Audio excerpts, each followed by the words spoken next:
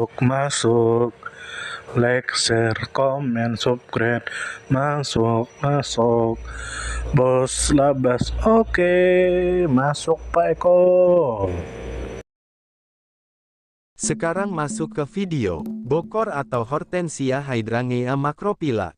Tentu saja kemungkinan tidak asing di telinga kita terlebih bagi para orang-orang yang pernah mendengarnya. Disebutkan menurut informasi yang beredar bahwa bokor atau hortensia adalah nama umum untuk tanaman berbunga yang secara ilmiah dikenal sebagai Hydrangea macrophylla. Tanaman ini termasuk dalam keluarga Hydrangeaceae dan dikenal karena bunga-bunganya yang besar, mencolok, dan berwarna cerah. Warna bunga bokor dapat bervariasi antara biru, merah muda, ungu, dan putih tergantung pada tingkat keasaman tanah. Tanaman ini tumbuh sebagai semak lebat yang dapat mencapai ketinggian 1 hingga 2 meter.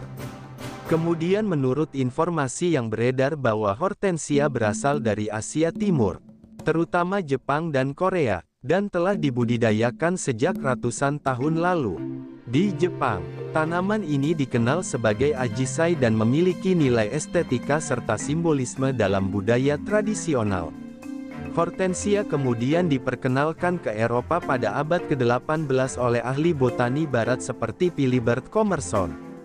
Sejak itu, hortensia menjadi tanaman hias yang populer di Eropa dan seluruh dunia, terutama di taman-taman bergaya klasik.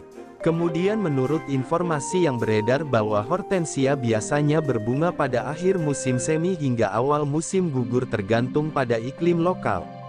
Di daerah beriklim sedang seperti dataran tinggi Indonesia, hortensia mekar sekitar bulan Mei hingga Oktober. Tanaman ini telah populer sejak abad ke-18 di Eropa dan mulai dibudidayakan secara luas di Indonesia sejak zaman kolonial, terutama di daerah pegunungan seperti Bandung, Lembang, dan Batu. Kemudian menurut informasi yang beredar bahwa Hydrangea macrophylla tumbuh optimal di daerah dengan iklim sejuk dan kelembapan tinggi. Tanaman ini banyak ditemukan di dataran tinggi atau wilayah perbukitan dengan suhu rata-rata antara 18 hingga 25 derajat Celcius. Di Indonesia, hortensia banyak dibudidayakan di Jawa Barat Lembang dan Puncak, Jawa Tengah Bandungan, dan Jawa Timur Batu Malang. Di negara-negara 4 musim, tanaman ini tumbuh subur di taman-taman musim panas dan digunakan sebagai elemen lanskap. Kemudian menurut informasi yang beredar bahwa hortensia menarik perhatian karena keindahan bunganya yang besar dan berwarna-warni, serta sifat uniknya yang dapat berubah warna berdasarkan keasaman tanah.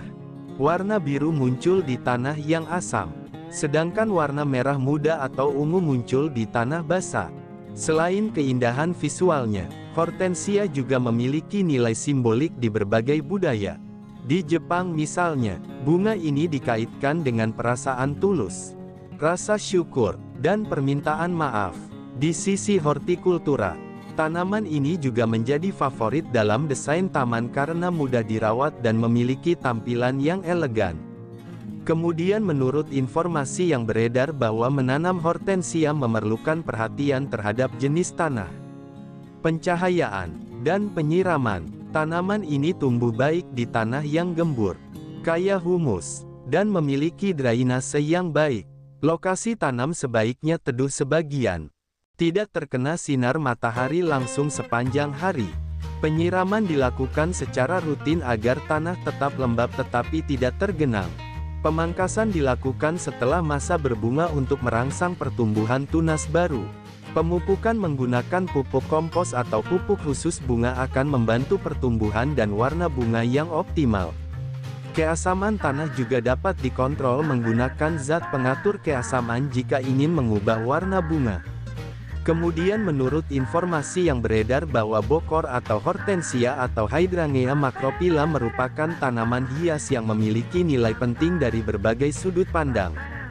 Tidak hanya sebagai elemen estetika, tetapi juga sebagai bagian dari warisan botani dan budaya yang kaya. Kemudian menurut informasi yang beredar bahwa dari sudut pandang ekologi, Hydrangea macrophylla memainkan peran sebagai tanaman peneduh bawah dan pelindung tanah.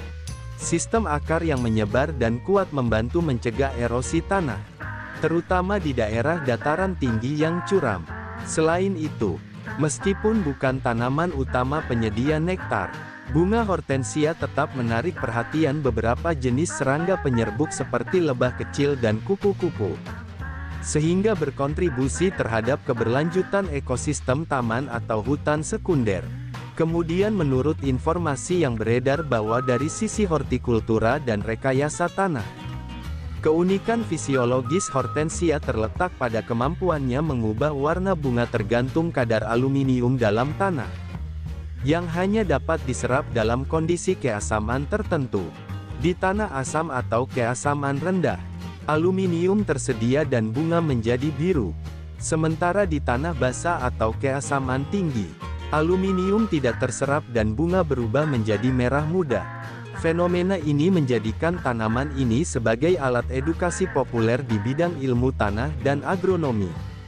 Kemudian menurut informasi yang beredar bahwa dari sudut budaya dan seni, hortensia telah lama menjadi simbol dalam puisi, lukisan, dan tradisi lisan. Di Jepang, tanaman ini menjadi ikon musim hujan dan sering dipajang dalam festival bunga. Dalam budaya barat, bunga ini melambangkan ketulusan, rasa syukur, dan permintaan maaf, dan kerap digunakan dalam karangan bunga untuk pernikahan, pemakaman, hingga hari ibu. Di Indonesia, hortensia sering dijadikan bunga hias potong untuk dekorasi acara formal maupun perayaan adat. Kemudian menurut informasi yang beredar bahwa dalam konteks ekonomi, hortensia menjadi komoditas penting dalam industri florikultura. Nilai jualnya tinggi karena bentuk dan ukuran bunganya yang mengesankan serta daya tahan bunga potong yang cukup lama. Daerah-daerah penghasil utama hortensia di Indonesia seperti Lembang, Batu, dan Bandungan mengembangkan sistem budidaya baik di lahan terbuka maupun dalam rumah kaca untuk memenuhi permintaan domestik dan ekspor, terutama ke negara-negara Asia Tenggara. Kemudian menurut informasi yang beredar bahwa dari segi pendidikan dan wisata, kebun bunga yang menampilkan Bogor sebagai atraksi utama menjadi magnet wisata hortikultura.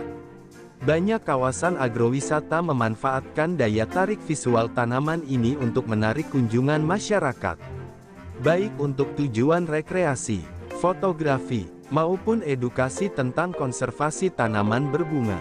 Kemudian menurut informasi yang beredar bahwa secara medis dan toksikologi, penting diketahui bahwa sebagian besar bagian tanaman hortensia mengandung senyawa glikosida sianogenik yang berpotensi beracun jika dikonsumsi dalam jumlah besar oleh manusia atau hewan peliharaan. Oleh karena itu, meskipun tanaman ini sangat menarik secara visual, pemanfaatannya harus disertai pemahaman yang bijak, terutama di lingkungan tempat tinggal anak-anak. Melalui berbagai dimensi tersebut, Bogor atau hortensia tidak hanya menjadi simbol keindahan alam, tetapi juga mencerminkan integrasi antara ilmu botani, seni budaya, ekonomi lokal, dan pelestarian lingkungan. Sumber referensi Google Chrome dan ChatGPT+. Terima kasih sudah mau menonton video kami.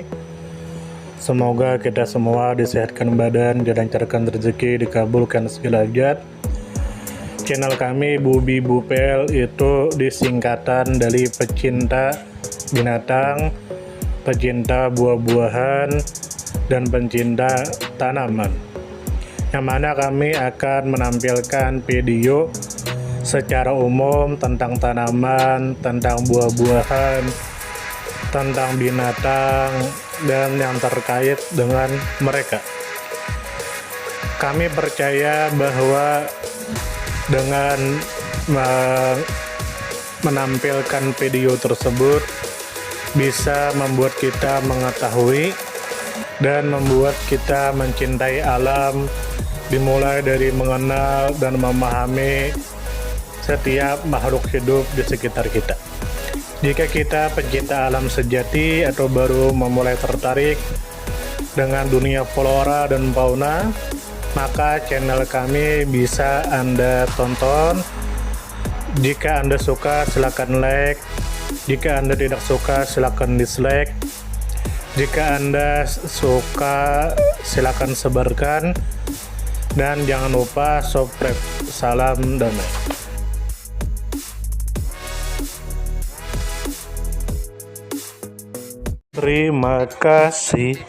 Terima kasih mampir